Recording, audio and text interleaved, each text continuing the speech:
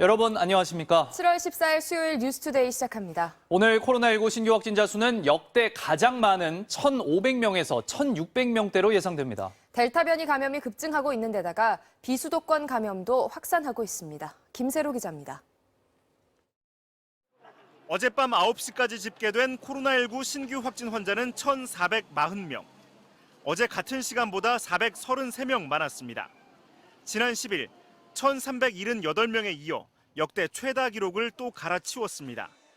지역별로는 서울이 가장 많은 613명, 경기 402명, 인천 96명 등 수도권 환자가 1,111명으로 집계됐고 비수도권은 경남 79명, 부산 60명 등 329명이 양성 판정을 받았습니다. 자정까지 집계한 환자 수를 더하면 오늘 신규 환자는 1,500명에서 많게는 1,600명대에 달할 걸로 전망됩니다. 수도권의 환자 발생 비율이 높지만 문제는 휴가철을 앞둔 비수도권에서도 점차 감염이 늘고 있다는 점입니다. 비수도권 환자 비중이 30%에 육박하면서 오늘 비수도권 지자체들은 지역별 유행 상황에 따라 새 사회적 거리두기 단계를 발표할 예정입니다. 델타형 변이도 빠르게 확산하고 있습니다. 최근 일주일 사이 주요 변이 감염자 중 70%인 374명이 델타형 변이 감염자였습니다. 국내 델타 변이 검출률도 직전 주보다 2배 이상 증가했습니다.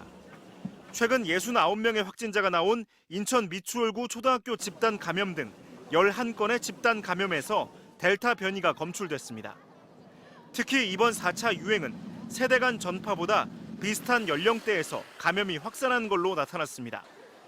주로 지인, 동료들 간의 접촉과 모임을 통한 전파가 있었으며 한 유행이 다시 다른 유행으로 재전파하는 경향을 시사하는 것입니다. 이런 가운데 질병관리청은 앞서 백신 수급 물량이 조기 소진되면서 사전 예약이 중단됐던 55세에서 59세 모더나 백신 접종과 관련해 예약 일정과 접종 일정 등을 발표할 계획입니다. MBC 뉴스 김세로입니다.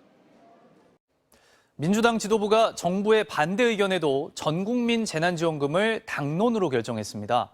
또 소상공인과 자영업자 지원금도 2조 원 이상 늘리고 신용카드 캐시백 정책은 폐기하기로 했습니다. 나세용 기자입니다. 민주당은 전 국민 재난지원금 추진을 당론으로 확정했다고 밝혔습니다. 당초 소득 하위 80%에 지급하기로 했던 당정 합의안을 백지화하겠다며 초강경 카드를 꺼낸 겁니다. 전 국민 지원금으로 하는 것으로 사실상의 당론으로 결정을 해서 정부와 협의를 해나가기로. 그 이유로는 하위 80%를 선별하는 기준이 모호하고 형평성 논란도 우려됐기 때문이라고 했습니다. 또 방역 악화가 초래할 경기 침체를 감안할 때 향후 내수 진작을 위한 조치가 필요하다고 설명했습니다.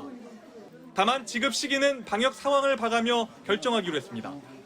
민주당은 또 거리두기 4단계 격상으로 소상공인 등의 피해가 커질 게 확실한 만큼 손실보상 재원도 늘리기로 했습니다. 이 같은 결정에 따라 추가로 필요해진 예산은 약 4조에서 4조 5천억 원, 기존 추경안의 대폭 손질이 불가피해졌습니다.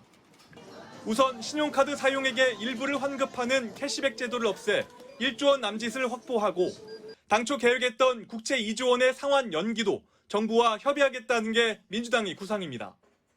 캐시백은 카드회사 괜히 수수료만 주는 거 아니냐 논란도 있고 추가 세수가 들어오면 부채 상환을 하기로 하되 그 분야를 일부를 하면 한 2조 정도만 확보되면.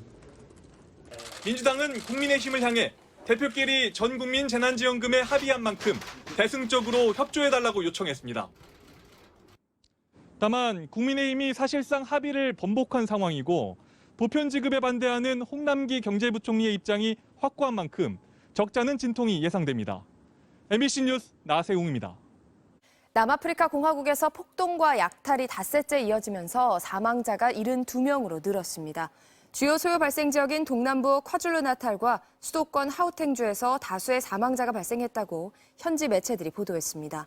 콰줄루나탈주와 하우탱주에서 약탈을 당한 상점은 수백 곳에 이르고 주요 고속도로도 차단된 상태입니다. LG전자 더반 공장은 폭도들의 약탈과 방화로 전소됐고 콰줄루나탈의 삼성전자 물류창고도 피해를 본 것으로 전해졌습니다. 미국의 소비자 물가가 2달 연속 13년 만에 최고 상승폭을 보였습니다. 일자리가 빠르게 증가하면서 다소 잠잠해지나 싶던 인플레이션 우려가 다시 커지고 있습니다. 워싱턴에서 박성호 특파원이 보도합니다. 미국의 6월 소비자 물가가 작년 같은 달에 비해 5.4% 급등했습니다. 2008년 이후 13년 만에 최고치입니다. 5월 소비자 물가도 전년 대비 5% 올라 13년 만에 최고치였는데 이번에도 그랬습니다. 물가 상승의 가장 큰 요인은 기름값입니다. 여행이 늘면서 유가가 작년보다 45%나 뛰었습니다. 하지만 자주 변하는 유가와 음식값을 제외한 근원 소비자 물가 지수만 따져도 1년 사이 4.5% 올랐는데 1991년 이후 가장 큰 폭입니다. 특히 중고차값 급등이 물가 상승의 3분의 1을 차지했는데 그 전달에 비해 10.5% 올라 상승폭이 사상 최고치였습니다. 코로나로 인해 반도체 칩 공급이 딸리면서 신차 생산이 급감했기 때문입니다. 1년 전과 비교해 항공료는 25%, 호텔 객실료는 15% 뛰었습니다. 하지만 중고차 가격은 떨어지기 시작했고 항공과 호텔 요금은 여전히 코로나 이전의 수준을 회복하지 못한 상황입니다. 연방준비은행과 바이든 행정부는 그래서 최근의 물가 상승이 기저효과에 따른 일시적 현상이라는 입장입니다. But right now, most of the evidence that I see suggests that this will be transitory and short-lived. 다만 뉴욕 증시는 인플레이션 우려로 주요 지수들이 0.3% 정도 소폭 하락했습니다. It's been a very choppy market, and right now I think you're going to probably see, until we have further clarity from the Fed and also as far as the global growth outlook. 지난달 일자리 증가폭이 예상을 뛰어넘는 등 빠른 경기 회복으로 인플레이션 얘기가 약간 주춤했습니다. 하지만 이번 발표로 인플레이션이 일시적일지 지속적일지를 놓고 논쟁이 더 뜨거워지게 됐습니다. 워싱턴에서 MBC 뉴스 박성호입니다.